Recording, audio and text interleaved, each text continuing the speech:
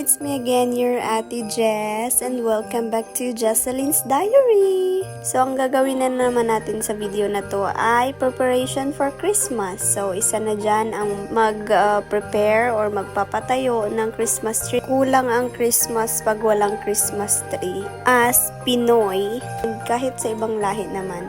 Pero, yung culture natin iba sa ibang lahi talaga.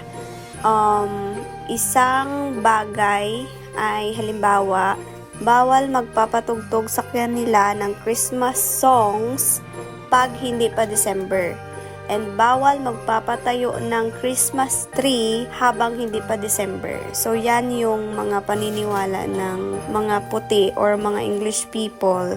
So, na-culture shock ako nung una akong dumating dito kasi 'di ba pag bare months na nagpapatugtog tayo ng Christmas song, nagpapatayo ng Christmas tree at kung ano-ano pang mga decoration sa bahay. Pero sa kanila bawal pa yun. Basta hindi pa December. So, first Christmas ko dito, yun yung mga bagay na kinasama ng loob ko noon kasi parang nagpapatugtog ako dito sa kwarto ko ng Christmas song. Of course, I want to feel the spirit of Christmas kaya nagpapatugtog ako ng mga Christmas songs. Isa sa kaibigan ni Madam na natutulog dito, nagre-rent dito before, nagsabi sa akin na bawal yan, huwag kang magpatugtog kasi hindi pa December. So, yung amo ko okay lang naman sa kanya, but yung isa medyo strict. But that time, ako yung nasunod. Yung ginawa ko na lang is, pinahinaan ko na lang yung music ko. At saka, pag nasa labas ako, or nagtatrabaho ako, naglalagay na lang ako ng headphones sa aking tainga. Sa isang tainga lang, para may music ng Christmas. Pero nakasanayan ko na lang din na every December lang magpapatugtog ng Christmas songs at magpapatayo ng Christmas tree. So, yeah, I think na ko na din yung culture ni Madam. Pero, of course, pag dito ako sa Dubai. Pero pag nasa Pilipinas ako, of course, September pa lang may Christmas tree na sa bahay. So, sa kada daldal ko, nakaabot na ako dito sa pag-decorate ng Christmas tree. Alam nyo, ang ganda ng mga ornaments ni Madam. Kahit ang pangit ng Christmas tree namin, napapaganda ng mga ornaments. Ang unique kasi, hindi naman siya pangit, luma lang talaga. Siguro, magpo 14 years na yan or 13 years na yung Christmas tree na yan. First na Christmas tree yan ni Madam dito sa Dubai. And hanggang ngayon, yan pa rin yung Christmas tree nila. So, I don't know if 13, 14, 15 years na yung Christmas tree na yan. Sa pag-aalaga lang talaga. Kasi, every December lang nilalagay eh. And after 3 Kings, pagkatapos do ata ng 3 Kings, sabi ni Madam, yun yung kinukuha na yung mga, yung lahat ng decoration sa bahay na nilagay ko. So, habang lalagay ako ng mga ornaments dyan, yung aso ko, kinukuha naman yung mga bola-bola dyan sa gilid.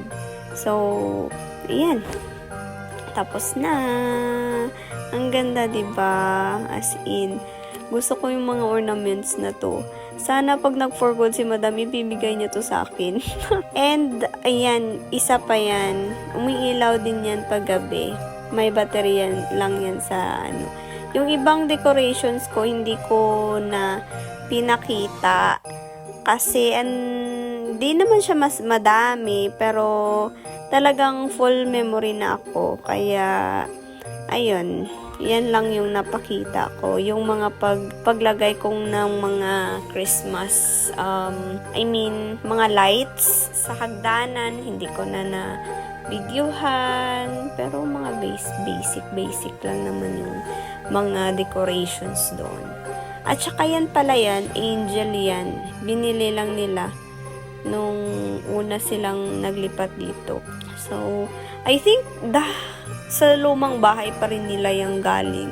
Kasi nakadalawang bahay na to sila madam eh. Yung unang bahay nila, kanila talaga ng asawa niya. Sa kanila talaga yun. Itong bahay na to dito, rent lang to. So, ayan, tapos na. Tapos na akong magde-decorate dyan. Binili na ko ni madam ng advent calendar. Na laman ay chocolates.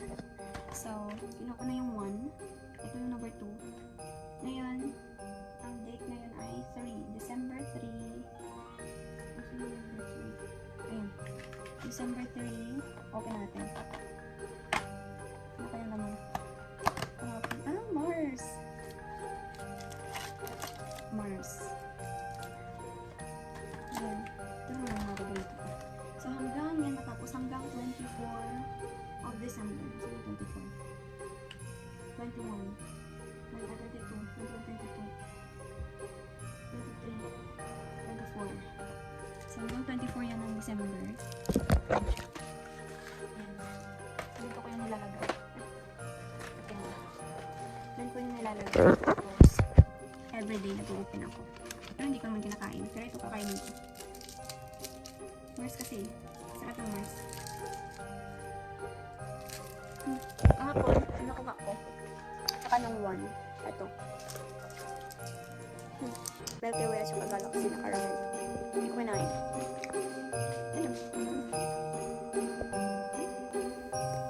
Jaran! Ang ganda naman pala. Hindi siya parang luma na Christmas tree. Ang ganda, 'di ba? So, pagkatapos nun, ito na yung I think December 12 to, bago umalis si Madam. Binalot ko tong mga gift para sa mga pamangkin niya. 2 lang ata yung binalot ko. Kasi yung iba daw nandun na sa sa UK.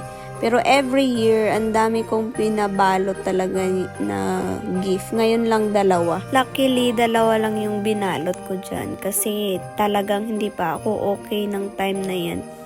I mean, wala naman akong lagnat dyan, pero yung katawan ko gusto lang magpahinga. Pero nagsabi naman si Madam na hindi ko nababalutin yan, siya na lang daw. Pero as ako na nagsabi na babalutin ko, tapos hindi ko nabalot, tapos naglagnat ako. Kaya yan, binalot ko. Kinaya naman. Kaya ko naman talaga basta walang hilo na nararamdaman. Ngayon ay pupunta ako ng Satwa. Pamimili ako ng mga pang Christmas, mga panghanda sa Christmas, mga ingredients ng salad. At may bibilin din, kukunin ko yung mga gift, I mean yung gift na pinabili ko sa kapatid ko. At medyo siguro bibili din ako ng aking outfit. So magbabas lang ako, tapos mamaya mag-taxi para madali sa pag-uwi. Kasi marami na akong dala. Tignan ko kung anong bus na 88. Magantay tayo ng X28 which is 3 minutes. Malapit na.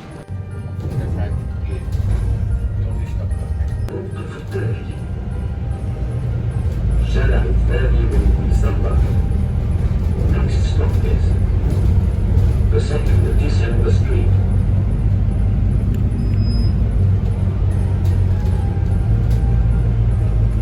Dito sa For the Boss. I-mute natin tong video na to kasi ang lakas ng music nila. Lakas makaka-copyright. Akong nakita doon, wala yung hinahanap ko. Pang summer yung nandun. Mimili na lang tayo ng mga ingredients.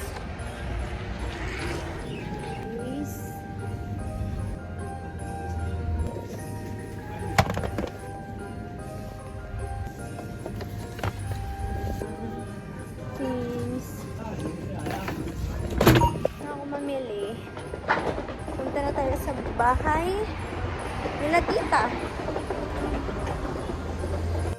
Hey everyone! Ako ngayon ay magluluto. Gagawa ng aking macaroni salad. para bukas. Gagawin ko to ngayon para lalamig pa siya, diba? Mas maganda kasi yung malamig. Mas malamig siyang kainin. Tapos namumuo na yung ano niya, yung cream niya. So, yep. Actually, it's already 10 na ng gabi. Pero nag-nap naman ako kanina. So, hindi ako masyadong puyat. Puyat? Parang pinupuyat naman siya. Parang napupuyat naman talaga. So, gagawin ko lang to ha. See you later!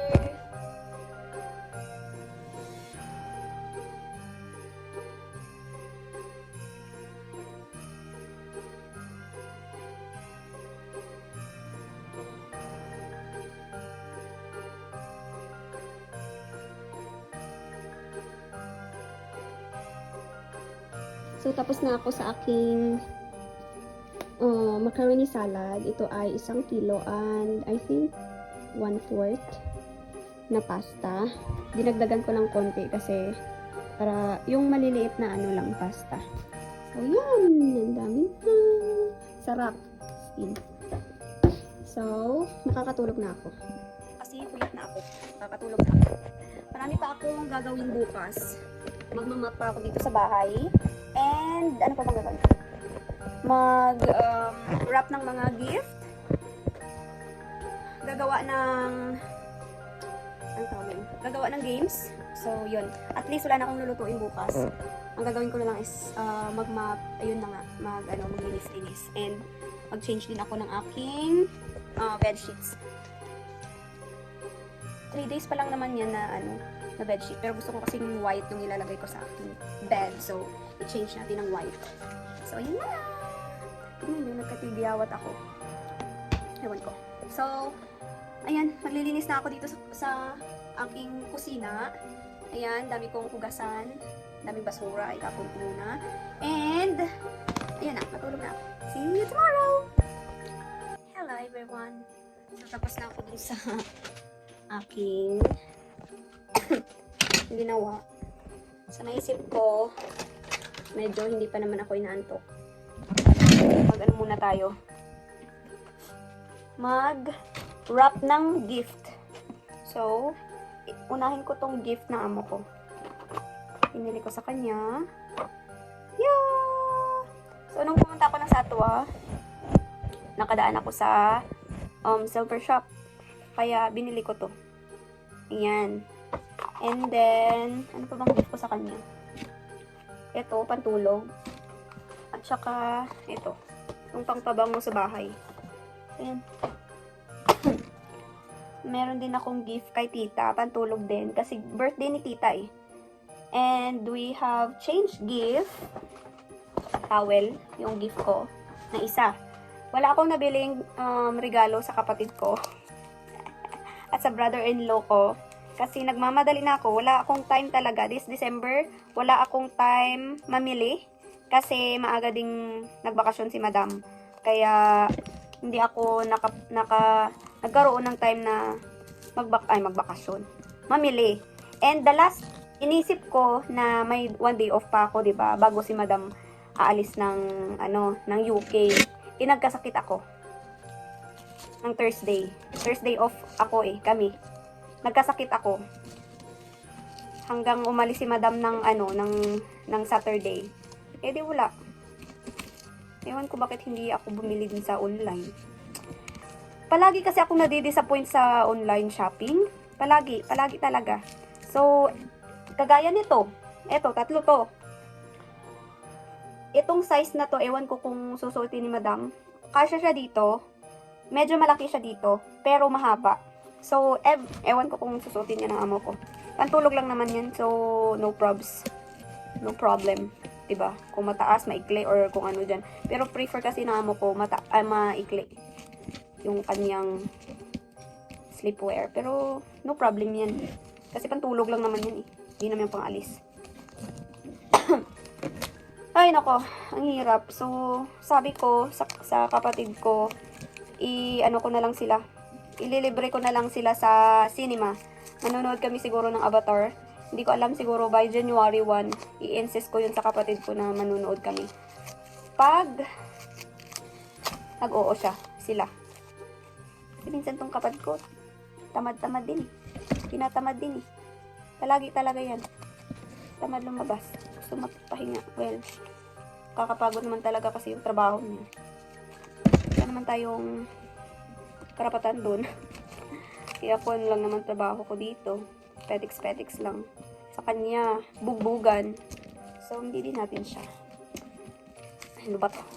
Hindi natin siya masisisi kung gusto niya magpahinga. Pero, yeah, tignan ko kung